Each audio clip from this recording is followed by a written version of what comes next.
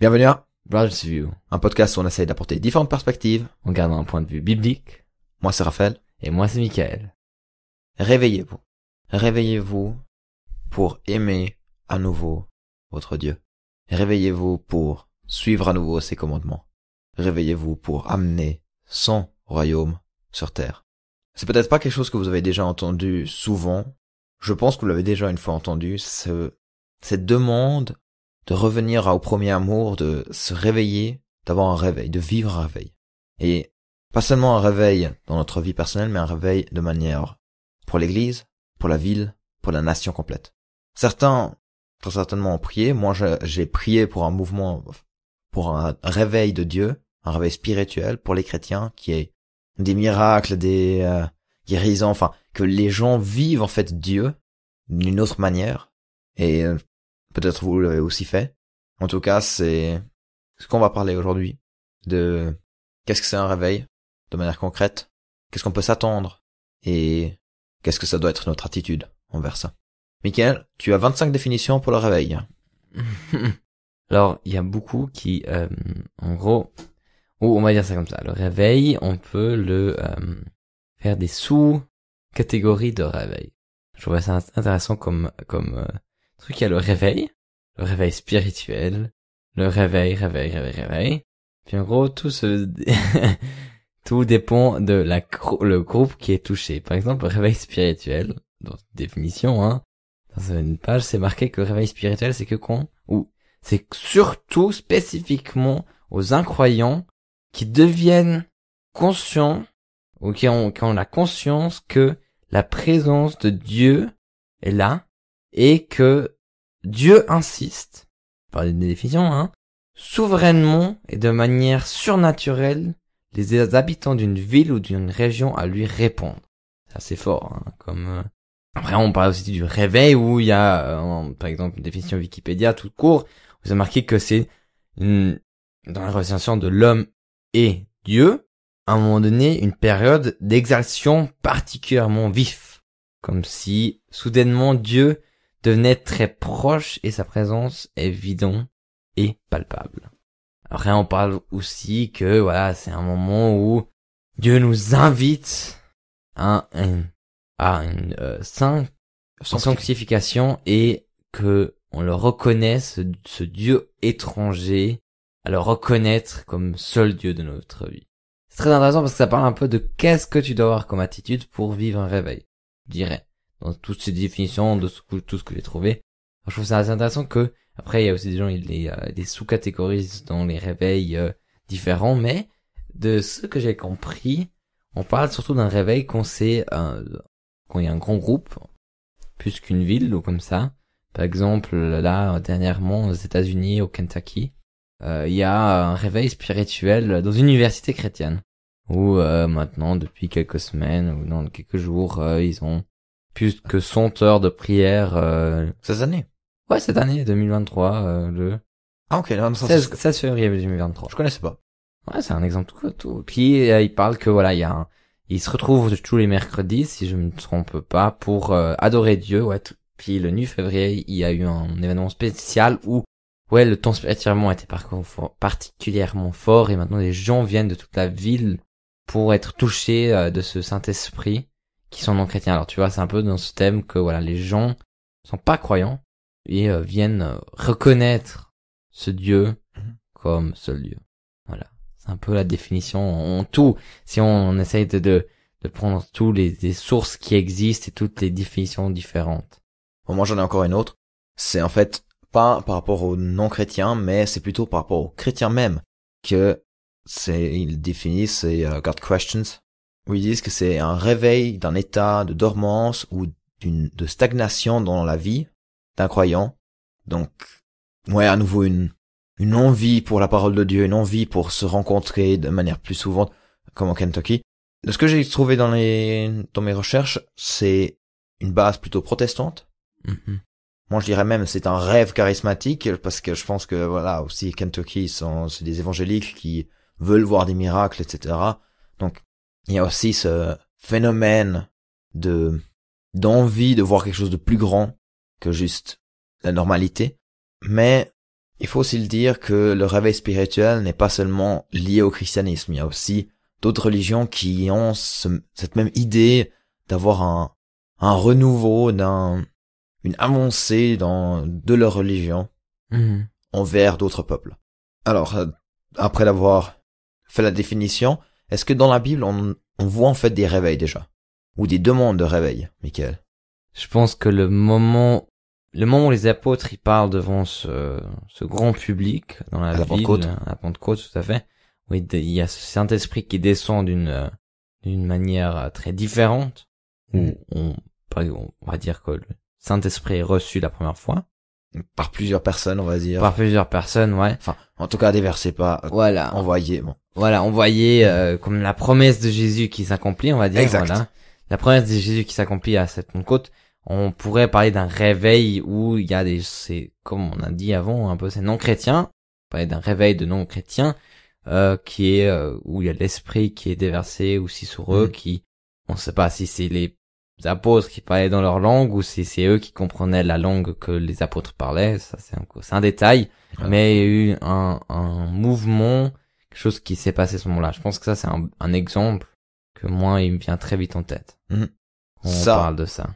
Ça parle plus par rapport à ta définition de réveil comme tu l'avais présenté. Moi, avec la définition justement de réveil d'une stagnation des chrétiens, il y aurait les textes de Apocalypse, les lettres aux églises, où le visionnaire Jean demande en fait, enfin c'est plutôt Jésus qui dit par le visionnaire, réveillez-vous, ne soyez pas ni chaud ni froid, mais donc tiède, inutile, mais soyez utile pour le royaume de Dieu. Rappelez-vous de ce premier amour que vous avez. Et un autre exemple que j'ai trouvé aussi pour cette définition, c'est dans l'Ancien Testament, la réforme de Josias. Alors pour ceux qui se rappellent un peu de leur lecture de l'Ancien Testament, ou bien si vous avez lu les récits dans Rois, surtout dans 2 Rois, il y a Josias, le roi de Juda, il y a le grand prêtre qui vient vers lui avec les récits, et surtout les lois de l'Ancien Testament. On croit que c'est surtout Deutéronome. Et en lisant ça, Josias se repent et ordonne une complète réforme. Donc, les autels pour les autres dieux sont abattus.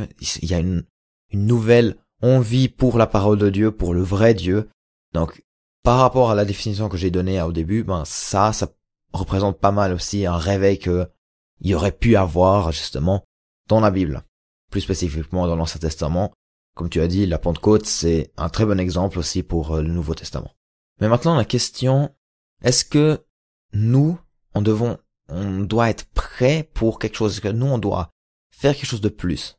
Ou est-ce que c'est Dieu qui déverse ce réveil, cette envie de revivre de bonnes choses, cette envie aussi des non-croyants de venir à lui? Moi, sur Internet, j'ai trouvé surtout le fait que c'est nous qui devons être prêts, que nous devons à nouveau avoir cet amour pour la parole de Dieu. Ce qui veut, c'était surtout américain, du coup, c'est plus aussi suivre les lois de Dieu et puis établir la loi de Dieu sur terre. Donc, on peut aussi critiquer sur cette idéologie-là. Toi, Michael? Chez moi, c'est aussi surtout le côté, c'est que il parle surtout de cette on va dire cette prédication de salut, de la croix, de ce que Jésus a fait et l'évangile, quoi. Ouais, on va dire l'évangile et un accompagnement de miracles surnaturels.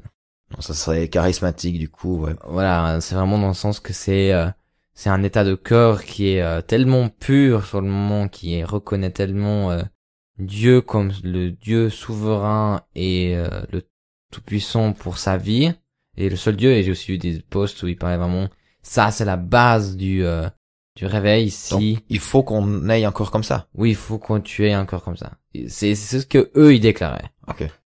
Sur Instagram, il y avait un chanteur de louanges qui a publié un post sur le réveil où il citait le texte de Esdras 9, où c'est marqué, il a manifesté sa bonté en nous, s'attirant la faveur des rois de Perse, en nous redonnant la vie, afin que nous puissions reconstruire son temple et réparer ses ruines, et en nous fournissant un abri sûr en Juda et à Jérusalem. Et là, il a dit, c'est pas le peuple qui était prêt, c'est Dieu qui a manifesté sa bonté en les réveillant, en redonnant leur vie, afin que eux ils puissent construire. Après lui, il a apporté justement sa théologie de construire une place pour Dieu de repos, un truc qui reste et qui vient pas juste voilà, le réveil de 2 semaines, donc il y a beaucoup de miracles et puis après il y a plus rien. Et ça c'est aussi, je pense, une critique de beaucoup de gens qui ont par rapport à ces mouvements de réveil. C'est des grandes choses qui se vivent et on l'espère et on croit que c'est de Dieu, mais après qu'il y a rien qui suit derrière. Ouais. Comme si c'était une bombe qui éclatait et puis justement il y a rien qui brûle derrière, ou bien c'est pas un feu qui reste. C'est pas une bougie où t'as encore le temps de voir, c'est juste pff. La question c'est quand même, est-ce que nous on doit prier pour un réveil? Est-ce que nous on doit avoir l'envie de voir ça quand même? Même si on sait qu'éventuellement nous en tant qu'humains on va pas réussir à manager le réveil de Dieu, parce que c'est lui qui le donne, ça je pense que tout le monde le dit, mais c'est juste comment est-ce qu'on arrive, il y a certains débats justement, est-ce que nous on doit avoir un cœur pur, ou bien est-ce que Dieu juste donne par sa grâce? Est-ce que nous on doit d'abord changer ou pas? Mais le fait de demander un réveil, alors je sais pas comment c'est chez vous, est-ce que vous avez déjà prié pour ça ou pas, éventuellement. Mickaël, toi t'as déjà prié pour ça? Non, je crois que j'ai jamais prié pour un réveil. Je crois que j'ai jamais fait ça, non? Ok. Aucun jugement. J'ai jamais eu l'occasion ou un événement qui priait pour un réveil. Après, peut-être qu'il y a eu il y a eu une session, un moment où c'était de l'intercession, mais j'ai pas prié spécifiquement pour un réveil. Par exemple, pour les villes où on habite, ou comme ça, oui. Mais même dans par exemple, dans les rencontres, comme ça, j'ai jamais eu un... Enfin, en tout cas, moi, j'avais cette envie. Je sais pas de où ça venait. C'était peut-être je sais pas, qui m'a inspiré non plus. Mais je connais quelques personnes qui ont prié pour ça et puis qui prient encore depuis des années. Alors moi, j'ai arrêté. Peut-être je devrais commencer. Patienter, quoi. Mais, ouais, c'est quand même aussi quelque chose que je trouve impressionnant de voir cette persévérance. Bon, c'est pas seulement pour ça. Il y a aussi d'autres qui persévèrent, que ce soit dans leur souffrance ou comme ça. Mais, là, ils prient quand même depuis quelques années pour un réveil, et puis pour l'instant il n'y a rien qui change. Enfin, peut-être dans votre communauté il y a un énorme réveil, gloire à Dieu, j'espère pour vous. En tout cas, chez nous, en Suisse en général, je dirais pas que c'est le gros feu. On va pas dire que c'est Bonquet qui est en train de prêcher en Afrique, on va pas dire ça. Non. C'est pas comparable, non, c'est sûr que... je pense que c'est un truc que j'ai dû apprendre, je pense, sur ce thème-là, et ce que j'ai aussi vu dans un post que je vais vous dire après, c'est que c'est beaucoup d'attitude de cœur. Pourquoi tu veux vraiment voir un réveil? Est-ce que tu veux voir un réveil pour le vivre et l'avoir vécu et être un des je sais pas, on va pas essayer de mettre des statistiques dessus, mais un des 1 sur 1000 qui a pu vivre un réveil? Ou est-ce que c'est parce que tu veux voir des cœurs radicalement changer, et l'esprit toucher des cœurs détournés de lui et pour les retourner à Dieu? Et cette impression a aussi été confirmée, ou quelqu'un m'a donné un peu cette impression à travers un post. C'est un pasteur, je crois, de Suisse, qui avait prêché une fois à dans la conférence de l'AIMG, où il disait que... C'est l'Association internationale de miracles et guérisons. Où il disait un état que tu dois avoir pour avoir le réveil, c'est d'accepter de pas vivre le réveil en voyant des personnes à côté de toi en train de le vivre. Et avoir un corps reconnaissant pour les gens qui vivent ce réveil. Et c'est pour ça que je dis que, comme avant, c'est pourquoi tu veux le vivre? Est-ce que c'est parce que tu veux le vivre toi-même, personnellement, parce que tu veux avoir ressenti une fois ça, ou c'est parce que tu le souhaites pour ta ville, pour ton entourage, et tu es prêt à rester à côté et te dire, je vois pas de miracle, je vois rien qui change. Les autres, ils ont miracle après miracle. Ils voient des gens marcher à nouveau, voir à nouveau, entendre à nouveau, et nous, on est à côté et on voit rien. Qui change, on est dans la même perspective qu'avant. Je crois que ça c'est très intéressant comme point de vue, c'était que, ouais, pourquoi tu veux voir un Enfin, réveil? pour les personnes qui le souhaitent aussi. Et ce qui est important aussi de dire, c'est que pendant ces mouvements de réveil, pas tout le monde deviendra automatiquement chrétien. Il y aura aussi des personnes qui ne voudront de toute façon pas croire, malgré toute évidence, que ce soit des miracles ou des témoignages ou juste l'évangile même. Mhm. Jésus ne nous a pas promis que tout le monde deviendra notre ami, quoi. Ouais. Non, il nous a juste dit d'aimer les gens. Mhm. Et en conséquence, ces réveils-là peuvent aussi peut-être nous décevoir. Mhm. Alors, j'ai pas l'impression que Dieu, dans sa grandeur, puisse nous décevoir à nos imaginations que nous on a, nos petites imaginations, mais tout de même, pas tout le monde sera chrétien. Éventuellement, la personne que tu pries pendant des années, qu'elle puisse venir à la foi, même pendant ce mouvement-là, ne deviendra pas chrétien. Ça peut aussi décevoir les gens, ça peut aussi être une rude épreuve.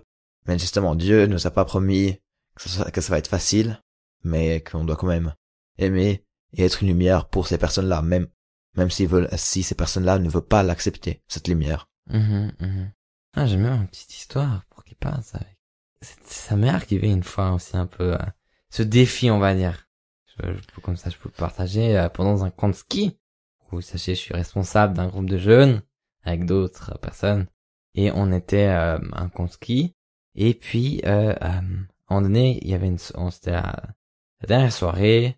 On voulait encore faire un grand jeu et tout. Puis après, je vois tous les responsables partir. On était encore un autre groupe de jeunes, ils sont tous partis. Moi, j'ai pas trop compris. Moi, j'étais encore parler et tout. Et après, j'ai entendu vite, on va vite prier pour quelqu'un qui est malade. Je dis, ok, ouais, allez seulement. Ouais, c'est bon. Puis je pensais qu'il y avait 2 personnes qui allaient. Puis à un moment donné, j'ai remarqué qu'il y avait vraiment tous les responsables qui manquaient. Après, moi, je suis allé faire ce grand jeu qu'on devait faire. Et à un moment donné, je me suis dit, mais qu'est-ce qui se passe? Et, ils ont combien de temps? Ça faisait presque 1 heure, je crois, qu'ils étaient pas là. Et après, je suis allé voir à la porte, comme bon Suisse, tu rentres pas quand t'es pas demandé. Alors je suis passé à côté, je suis te dire, ils sont encore en train de prier, parfait, c'est bon. Et après, je redescends, après, je crois 1h30, je pense que c'était environ. Puis je les vois dans la salle, puis après, ils me disent, waouh, c'était quelque chose de fou, ils ont vécu quelque chose d'incroyable, ils ont vécu le moment le plus incroyable pour les responsables.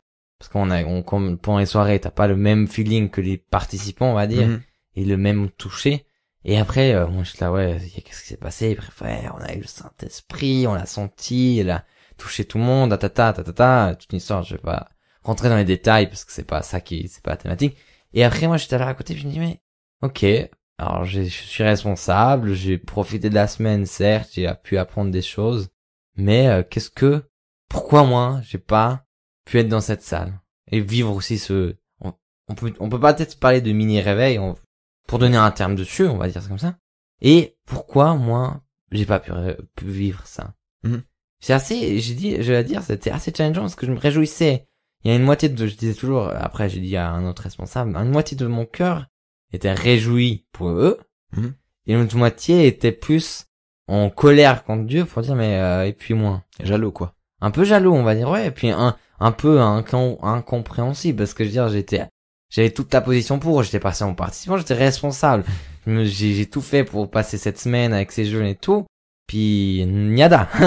Nada. Puis il reçoit rien, tu vois, c'est pour ça que je trouve que moi, au début, je pensais que quand j'avais déjà entendu ce message de ouais, faut être prêt de voir les rêves à côté, sinon t'es pas prêt. Moi, je me suis dit, easy, il faut réjouir pour eux, c'est super. Mais quand tu le vis, tu le ressens quand même que, ouais, c'est plus dur que ça, parce que, dire, on a tous soif de vouloir voir plus de Dieu. Enfin, on espère. On espère, puis on veut toujours, je veux dire, quand on est jeune, surtout peut-être nous deux, j'ai l'impression, on est toujours un peu chercher le prochain kick, pas de drogue, mais le prochain kick du Seigneur. Là, s'il y a quelqu'un qui allait marcher devant toi, qui était en chaise roulante, ça a été le highlight de la journée. C'est encore plus à feu, tu vois. Quelquefois, tu vis de kick en kick, puis c'est ça qui te nourrit, on va dire.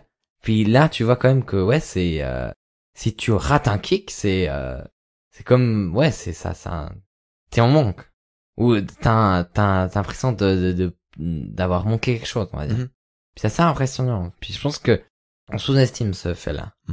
Ben, je crois que j'ai en même temps un peu vécu la même chose. J'étais équipier de prière au Praise Camp et il y avait deux choses magnifiques qui se sont passées. Déjà, les responsables des mini-groupes, ils se sont retrouvés pendant une journée ensemble et le matin, ils ont fait un moment de louange, etc. Et puis tout d'un coup, quelqu'un avait appelé les gens devant pour vraiment recevoir le Saint-Esprit. Oui, c'est assez charismatique, mais ils ont vécu vraiment la présence de Dieu, ce moment-là. Vraiment quelque chose de fort. J'ai entendu ça pas seulement de quelques personnes, mais vraiment de beaucoup de responsables.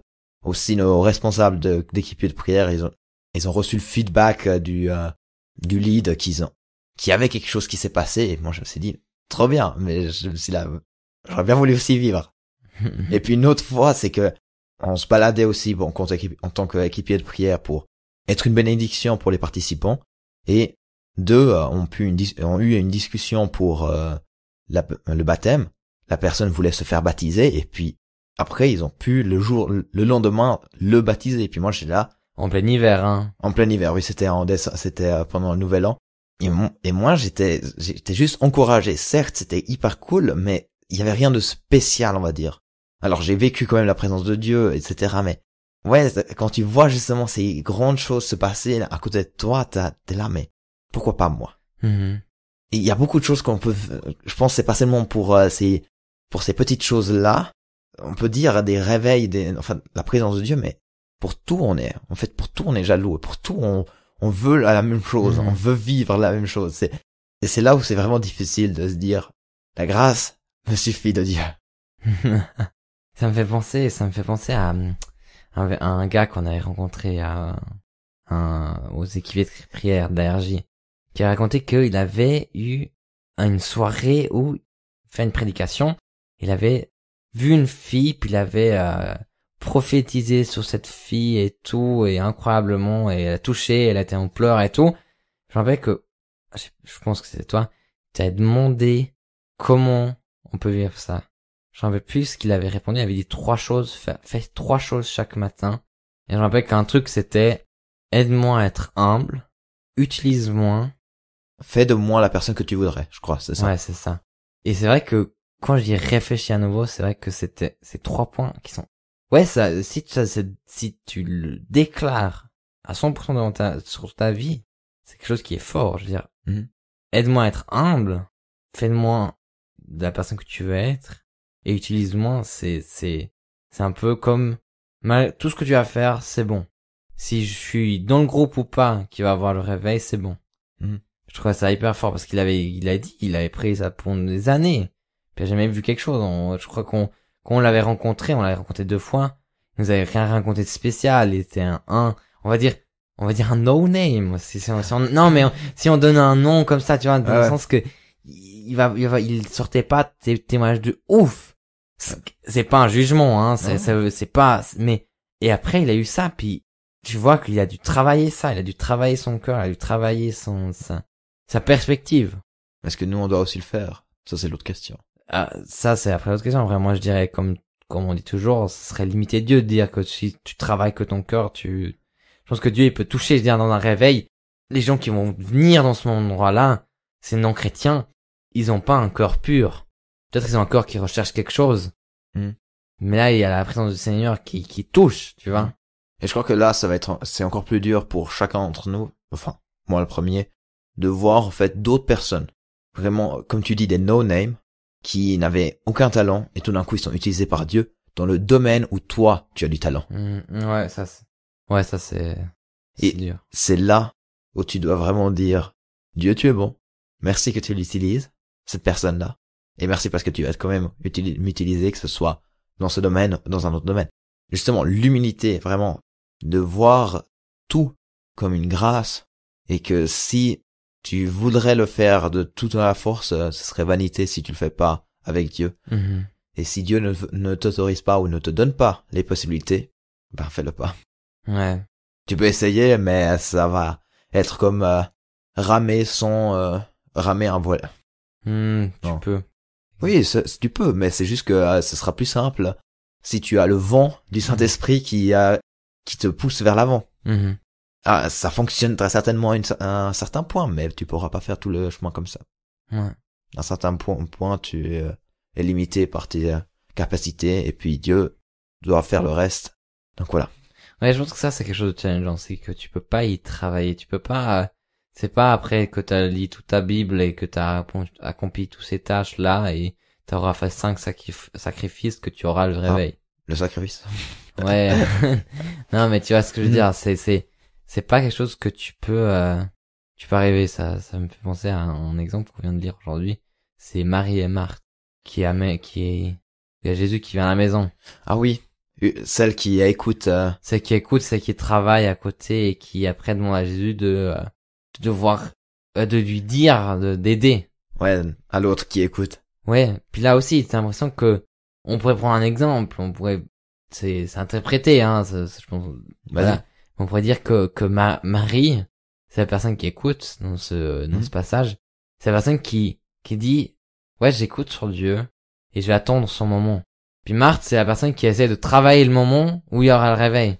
C'est pas en créant 25 000 événements dans toute la Suisse. Je pense que ça peut aider. Ça peut aider, c'est des bonnes choses. Même Dieu peut l'utiliser. Ouais, puis je veux dire, c'est là où on dit, mais si ton cœur, c'est d'essayer de créer ce réveil que tu veux vivre pendant toute ta vie déjà, c'est de créer cet événement, ça va pas fonctionner, je pense. On sait pas. On sait pas. Voilà, grand. On va pas limiter. Voilà. Mais je veux dire, dans le sens que c'est pas, voilà, c'est quelque chose que tu dois travailler personnellement, je pense. Ouais. Ouais, et c'est aussi Dieu qui doit le donner. Une dernière question que j'avais aussi, c'est qu'est-ce que le réveil apportera au monde? Parce que justement, chacun a son imagination de ce que le réveil devrait être. Justement, d'être prêt, de pouvoir plus sacrifier du temps pour Dieu, être plus pendant les cultes, enfin, voilà, des choses humaines. Certains espèrent aussi de voir justement les lois de Dieu se manifester enfin sur terre, d'avoir une théocratie, comme on le dit. Pas une démocratie, donc une politique faite par les hommes, mais une théocratie, une politique faite par Dieu, dirigée par Dieu. Tu veux dire? Qui veut dire que voilà, les lois que vous avez dans l'Ancien Testament et dans le Nouveau, c'est ça la base de la politique, c'est ça la base de notre droit. C'est-à-dire que le monde politique, le droit change radicalement à travers ça. Que ce soit justement Dieu qui règne sur terre. J'ai pas l'impression que c'est le meilleur chemin. Théologiquement aussi, j'ai pas l'impression que ça se tient énormément. Cette idée de théocratie, ça on le verra quand on sera sur la nouvelle terre, au ciel. Mais je pense qu'un réveil va surtout apporter, déjà c'est de l'amour, la lumière. Dans la désespérance, dans tout le chaos, de l'ordre. Et peut-être l'ordre sera différent de ce qu'on peut s'imaginer, oui, parce que Dieu est différent que nous. Mais justement, je dirais cette clarté, cette identité aussi, de ressavoir qu'est-ce que nous on est, de savoir qu'est-ce que nous on doit faire ici sur cette terre. Mais alors certes, que tout ce que je dis c'est un peu large, en essayant de spécifier ce que ça peut être le réveil qui serait sur cette terre. Mais ouais. Mais pour moi, si on peut prendre un exemple qui est de l'histoire, on va dire, quand Louis XIV a persécuté les réformés et les ramenait dans la Cévennes. Je sais pas si vous avez déjà entendu, c'est en France. C'est une région rurale avec beaucoup de montagnes et de forêts. Là-bas, il y a eu aussi, comme toi t'as dit, on voit ce que tu as dit un peu appliqué. Ils ont eu ce moment de réveil de la Cévennes. Il y a aussi des livres, il y a 3 tomes. Vous pouvez lire, qui sont à conseiller de lire. Très intéressant parce que voilà, c'est des récits de ce qui s'est passé et il y a à nouveau, c'est plutôt charismatique, donc il y a des miracles. Voilà. Comme des enfants de bas âge, on va dire, de 3-4 ans qui prophétisent, qui prêchent. Voilà, c'est des récits dans le livre. Et là, on voit aussi que ça a amené de l'espérance, de l'espoir, de l'ordre dans ce chaos, dans cette persécution, dans ce mal. Et je pense vraiment cette lumière et voir que Dieu les a pas abandonnés. Puis je pense que c'est la même chose que peut-être maintenant le mouvement, je pense un mouvement un peu de réveil qui existe actuellement, c'est peut-être The Ascend en Amérique et en Amérique latine, où là aussi ils ont fait au Brésil, ils ont rempli je crois 2 ou 3 stades, il me semble bien. Et là aussi c'est un moment où le Brésil, c'est économiquement, c'est un chaos. Rio, Politiquement aussi. politiquement, voilà, il y a les gangs, il y a La corruption. il y a corruption, il y a le trafic de drogue et tout ça. Et là, il y a aussi vraiment cette lumière qui revient, on va dire. Je pense que ça amène vraiment cette espérance. Cette espérance. Ouais. Et puis comme toi t'as dit, je pense que théocratie, c'est quelque chose de peut-être un changement qui peut arriver peut-être, mais ça veut dire ouais, ce serait hyper puissant. Mais si on nous garde un exemple très pratique en Suisse, déjà changer des lois, ça implique des votations. Ouais. Mais c'est aussi le fait que les lois de l'Ancien Testament sont adaptées à leur temps. Alors, je sais que certains diraient non, il y a certaines lois qui sont par-dessus le temps. Je suis d'accord, mais pas toutes. Et surtout comment les interpréter, c'est l'autre question. Tout à fait. Puis c'est sûr qu'on va pas baser le droit du travail sur ça. Ouais, on pourrait, mais après c'est à vous de voir votre week-end. Ça sera une journée. Voilà, dans ce sens-là, c'est que ça serait encore plus compliqué. Mais c'est vrai que je pense que peut-être ça peut amener un mouvement où les gens pourraient être touchés, peut-être ça. Ou un endroit où peut-être une région qui peut être touchée, reconvertie et remplie d'espoir. Pour une génération et encore d'autres, hein. Et on espère que ça se tire. Des générations qui se tirent. Je pense qu'en Afrique, il y a eu ces moments-là où Heidi Baker qui était en Afrique, par exemple. Voilà, il y a quand même des endroits où il y a Et une chose qu'on peut espérer, c'est aussi la paix.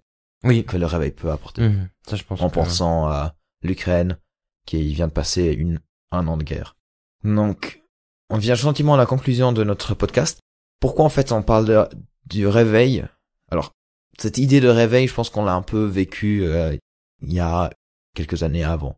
Et puis en fait, ça nous restait un peu cette idée de qu'est-ce que c'est en fait, ça doit être notre attitude. Qu'est-ce que nous on doit s'attendre à ça, et puis aussi qu'est-ce que ça peut apporter.